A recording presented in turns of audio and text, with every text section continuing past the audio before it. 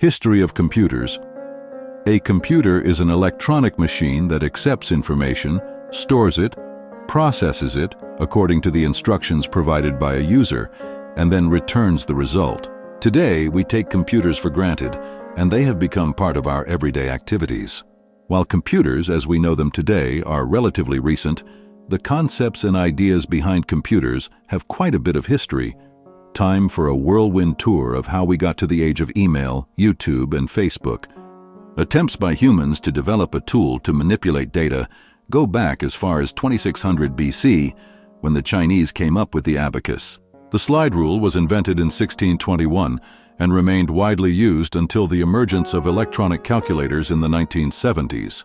Both these examples of early devices were mechanical and on a human scale. In 1830, the English mathematician Charles Babbage conceived an analytical engine which could be programmed with punched cards to carry out calculations. It was different from its predecessors because it was able to make decisions based on its own computations, such as sequential control, branching, and looping.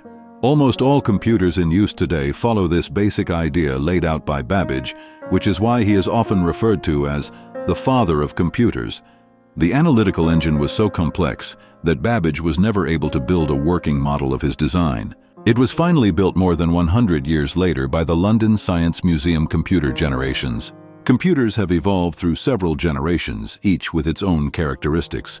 First generation, vacuum tubes were used in the 1940s and 1950s. Second generation, transistors were used in the 1950s and 1960s. Third generation, integrated circuits were used in the 1960s and 1970s. Fourth generation, microprocessors were used in the 1970s and present personal computers. The first personal computer, the Altair 8800, was introduced in 1975 Moore's Law.